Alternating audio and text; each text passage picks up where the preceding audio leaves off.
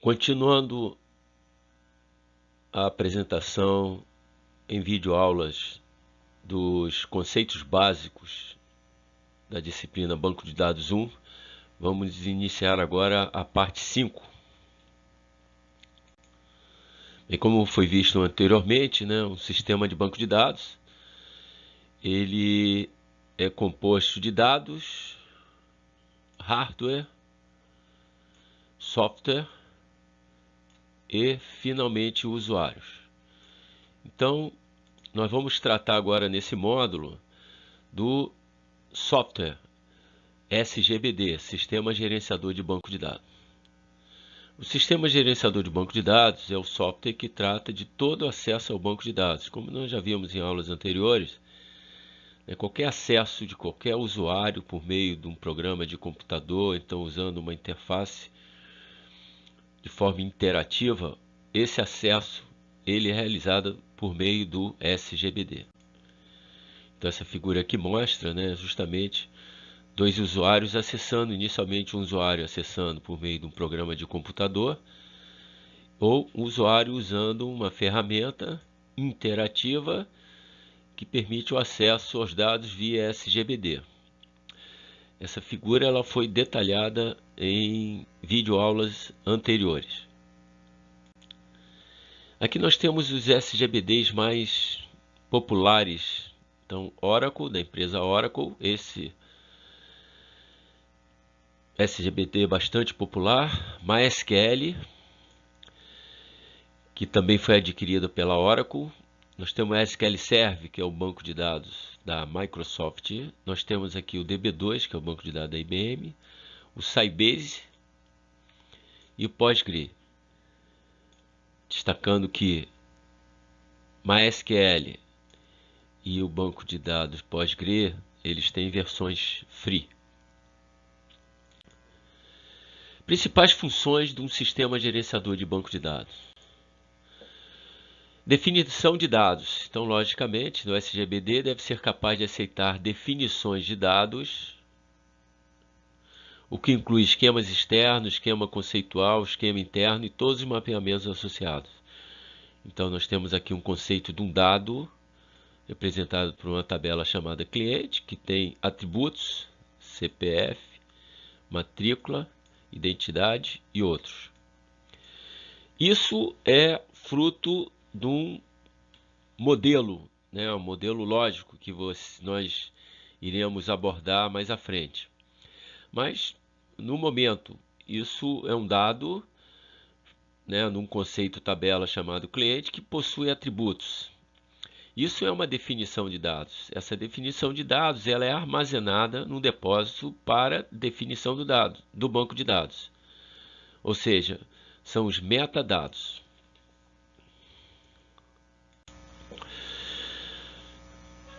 Uma outra função que todo SGBD possui é justamente permitir a manipulação de dados. Ou seja, o SGBD deve ser capaz de lidar com requisições do usuário para buscar, atualizar ou excluir dados existentes no banco de dados ou acrescentar novos dados. Isso corresponde às 4 operações básicas no banco que tem a expressão CRUD.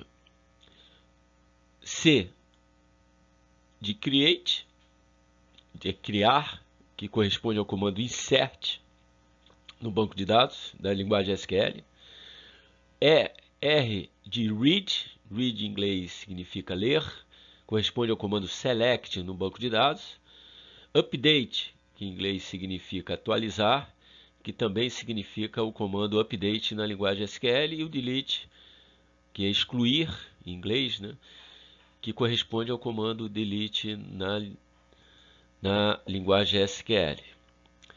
Então, o SGBD deve incluir um componente processador DML, que é o Data Manipulation Language, ou linguagem de manipulação de dados, para lidar com a linguagem de manipulação de dados. Em geral, as requisições de manipulação podem ser planejadas ou não planejadas. Nós vamos detalhar um pouco mais à frente. Ainda no contexto da manipulação de dados, então, Uma requisição planejada é aquela para a qual a necessidade foi prevista com bastante antecedência em relação ao momento em que a requisição é executada. O DBA provavelmente terá ajustado o projeto de banco de dados físico de modo a garantir um bom desempenho para requisições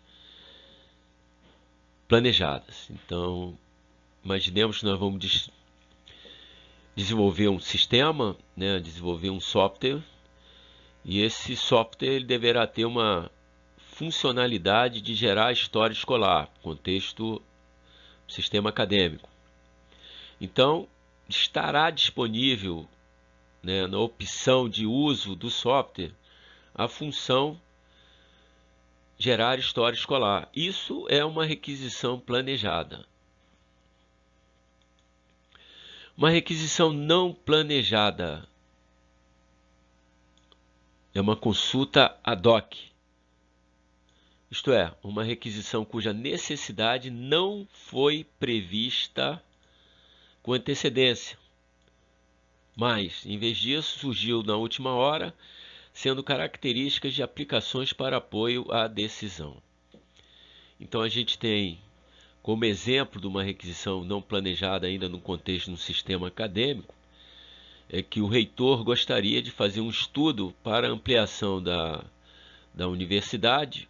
Ele gostaria de saber a quantidade de alunos moram em torno de um determinado bairro no Rio de Janeiro, exemplo, Madureira. Ou seja, essa função, essa consulta não foi uma requisição planejada no sistema acadêmico. Então, o que ele faz? Né? Então, ele solicita apoio à equipe de TI. A equipe de TI elabora uma consulta diretamente no banco de dados e obtém os dados desejados, de uma forma interativa, e disponibiliza aquela informação ao solicitante. Então, isso é um exemplo de uma requisição não planejada. As requisições planejadas, em geral, são emitidas a partir de programas de aplicação ou programas de computador, escritos com antecedência, enquanto as requisições não planejadas serão, por definição, emitidas de modo interativo por meio de algum processador de linguagem de consulta. Então, isso é uma das características que permite uma enorme flexibilidade na manipulação de dados por meio de um SGBD. É a possibilidade quase infinita de geração de informações. Muitas delas serão planejadas, estarão disponíveis nos programas de computador, e outras necessidades esporádicas, elas também poderão ser atendidas por meio de consultas ad hoc.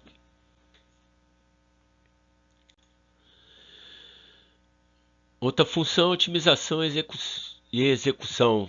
As requisições de manipulação de dados, planejadas ou não planejadas, devem ser processadas por um componente otimizador, cuja finalidade é determinar um modo eficiente de implementar a requisição. As requisições otimizadas são executadas sob o controle do gerenciador em tempo de execução, runtime. Isso é uma funcionalidade de todo o SGBD. Dicionário de dados. Ele está ligado justamente a um aspecto uma função já anteriormente apresentada, que está a definição de dados, né?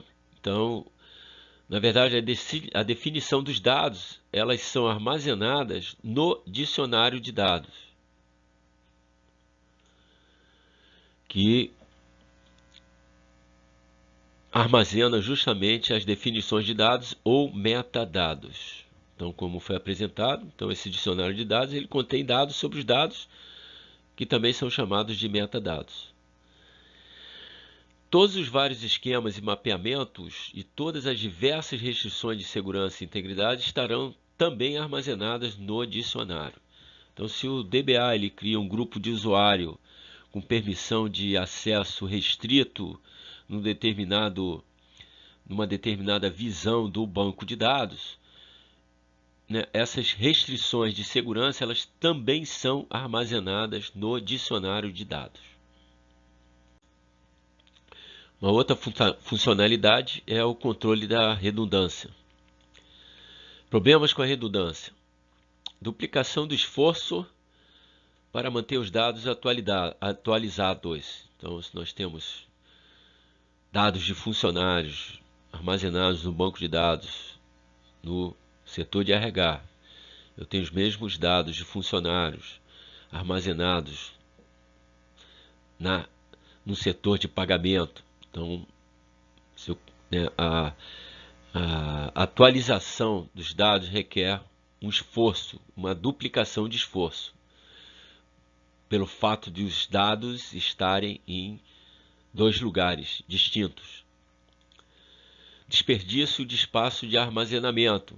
Em algumas situações, o armazenamento custa caro, principalmente em computadores de grande porte. Então, nesse caso, existe um desperdício de armazenamento. Possibilidade de inconsistência dos dados.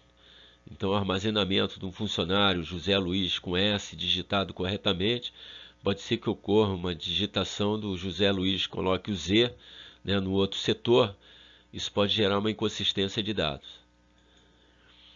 Quando a redundância é necessária, imaginemos que nós temos que replicar uma parte da base de dados, gerando uma redundância, né, para atender uma determinada região, uma determinada situação.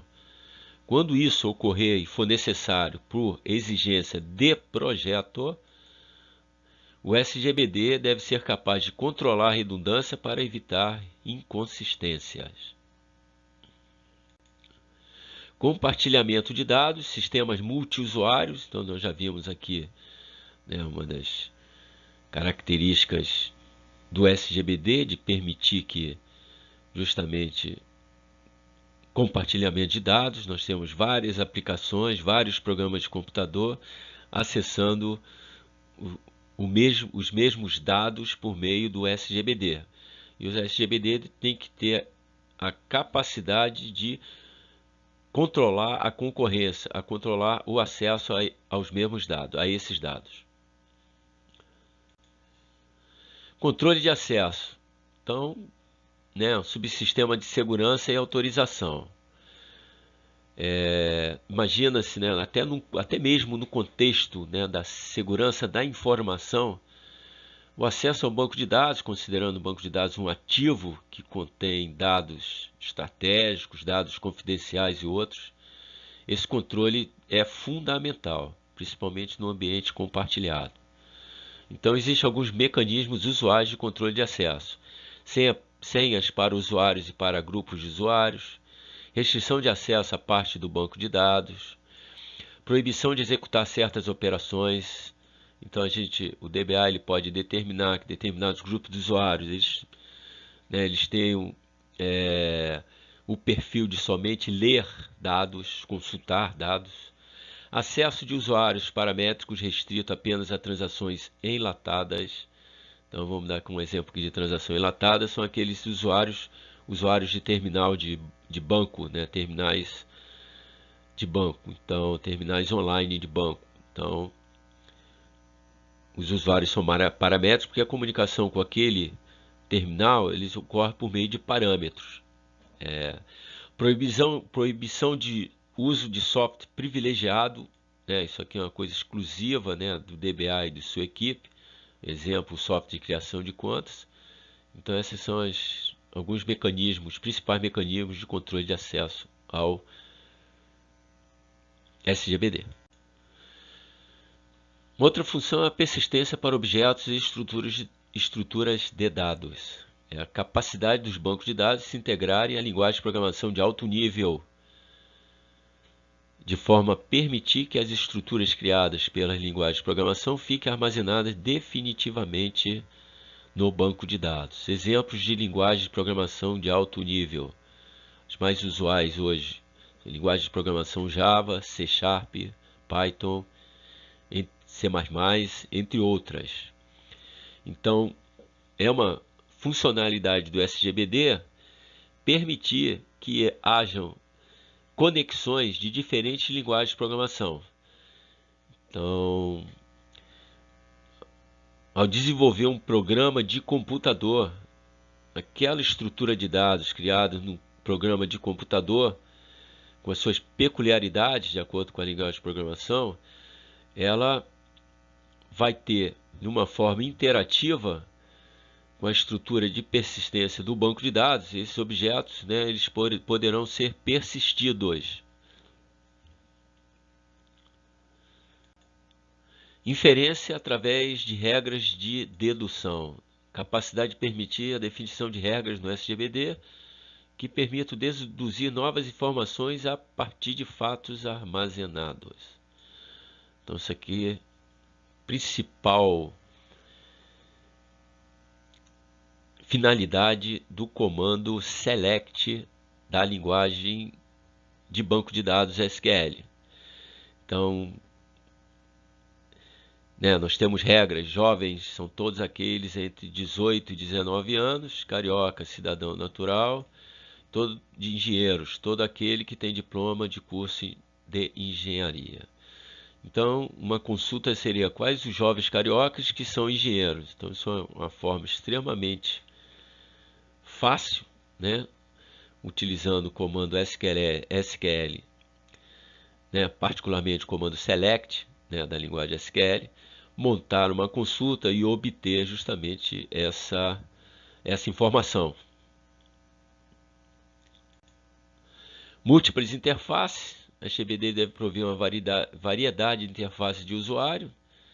Linguagem de consulta para usuários casuais. Então, né, linguagem mais utilizada em linguagem 100% utilizada no ambiente relacional, que a maioria dos bancos de dados utiliza, a linguagem SQL. Nós temos aqui linguagem de programação, os programadores, né, desenvolvendo programa de computador, utilizando C#, Java e outras linguagens de programação. Formulários para os usuários paramétricos, né? Então, são alguns exemplos aí de tipos de interface. Representação de relacionamentos. O SGBD deve ter a capacidade de representar uma variedade de relacionamentos complexos entre os dados, bem como recuperar e atualizar dados relacionados de uma maneira fácil e eficiente. Então, nós temos aqui dados funcionário, projeto e a função. Então, se o projetista ele cria um relacionamento que para definir quais os funcionários alocados em quais projetos, em quais funções, então é criado aqui um conceito, um dado chamado alocado, que justamente ele permite relacionar, né, esses dados anteriores, funcionário, função e projeto. Então, isso aqui é determinado pelo projeto, mas quando armazenado no banco de dados, né, esse relacionamento ele é representado internamente no banco de dados. Isso aí será explorado principalmente quando for apresentado para vocês o projeto lógico. Cumprimento de restrições de integridade, né? Restrições, né? Forma de verificação da consistência de dados no banco de dados. Eu tenho lá a carga horária trabalhada, né, semanal, regra de negócio da empresa, 44 horas. Então, alguém digita por erro 440 horas. Né? Então, isso é um exemplo aqui de forma de verificação. A gente pode implementar uma regra, uma restrição no SGBD que vai impossibilitar um dado fora do escopo de 0 e 44 horas ser digitado. Né? Isso é um exemplo aqui, né, que o SGBD, cumprindo restrições de integridade, né, a partir de regras de negócio do mundo real. Então nós temos alguns exemplos aí de integridade. Integridade semântica. O dado de uma coluna sempre será do tipo de dado definido na criação da coluna. Então, se eu criei lá um dado do tipo numérico, né, ele vai receber dados numéricos. Se for criado um dado alfanumérico, ele vai permitir armazenar dados alfanuméricos. Integridade de chave, né? Cada linha de uma tabela possui um indicador que garanta a unicidade da mesma. Então, vou imaginar aqui, né, foi o conceito tabela, uma tabela aluno, e vamos imaginar que a chave da tabela aluno é a sua matrícula. É razoável, né, a gente imaginar que cada aluno tem a sua matrícula, né, de forma única. Então, isso é um banco de dados, pode garantir isso também. Integridade referencial são dos relacionamentos. Então, funcionário que trabalha num departamento, então ele tem como dado o código do departamento dele, aquele código tem que ser de um departamento que exista, né? Isso aí caracteriza a integridade referencial. Integridade de domínio, um conjunto de valores previamente definido, no qual uma coluna só poderá conter valores pertencentes a este domínio. Então, nós temos aqui aquele exemplo lá do campo que a gente imagina, né, carga horária trabalhada entre 0 e 44. A gente pode definir uma regra de negócio e implementar isso no SGBD. Outro valor fora desse domínio, ele não vai ser aceito. Também eu posso determinar que determinado campo não possui valor nulo. Então, imagina aquele aluno que foi citado anteriormente, que tem a chave primária matrícula, a chave matrícula, né, que é uma restrição de integridade, como foi citado anteriormente. Também não existe a possibilidade de um aluno não ter matrícula. Então também surge daí uma integridade de domínio, que todo valor de matrícula, ele é um valor não nulo. Integridade de vazio, verifica se um campo pode ou não receber null. Então, subitem da integridade de domínio. Então, o que a gente pode dizer aqui é o seguinte: no campo aluno nome, né, não existe a possibilidade de um aluno não ter nome. Então, neste caso, coloca-se que aquele campo com uma restrição de integridade é not null. A partir daí, se por acaso, motivo qualquer, tentarem inserir um novo aluno que não tem o nome definido, o SGBD ele não vai permitir o armazenamento. Capacidade de backup e restauração. Isso aqui é fundamental, né? Nós estamos tratando aqui de um ativo, como já foi falado anteriormente, um dos principais ativos intangíveis numa empresa, seu banco de dados. Isso aqui vai possibilitar, garantir, né, caso ocorra algum dano, né, ao banco de dados, a sua restauração. Então, é justamente o subsistema de backup e restauração. Então, de acordo com a AD, estipula uma política de geração de backup implementada pelo DBA. Então, sistematicamente são tiradas cópias do banco, ou seja, são tirados backup, e em caso de necessidade, né, de algum dano, né, o banco de dados ele é restaurado.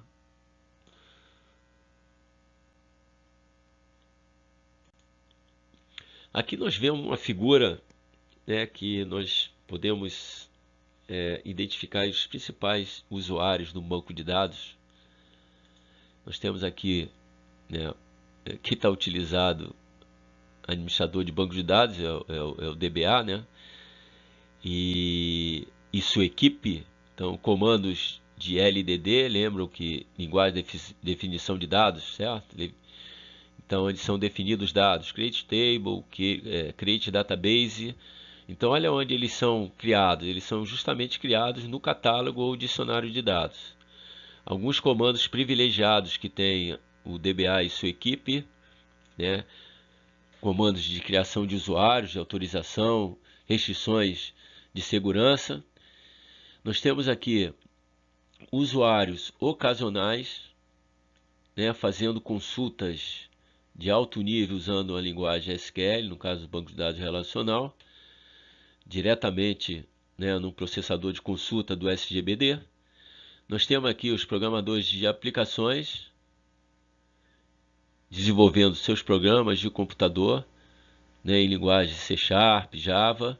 né, acessando também o banco de dados por meio de comandos. Então nós temos aqui linguagem de manipulação de dados, já foi apresentado anteriormente, que é o CRUD, né, são os 4 comandos básicos de acesso ao banco de dados, de manipulação de dados, que é o CRUD, create, que corresponde ao insert, R de read, que corresponde ao comando select, que é de leitura, update, atualização, e delete. E finalmente aqui os usuários paramétricos, né? São usuários desses grandes sistemas, um exemplo aqui é esses bancos online, né? Cujas transações para otimizarem consulta, considerando o tamanho, né? Imagina um grande banco hoje comercial que ele está presente em todo o território nacional, então ele precisa de uma maior performance. Então as transações já estão compiladas. Então temos aí então os usuários chamados paramétricos. Paramétricos porque eles utilizam acesso ao banco de dados por meio de parâmetros, né? São dados solicitados na interação entre o usuário e um terminal, por exemplo, de caixa eletrônico. E aqui então nós temos aqui o nosso primeiro depósito, que é o catálogo, dicionário de dados, e nós temos aqui o banco de dados, né, onde são armazenados os dados.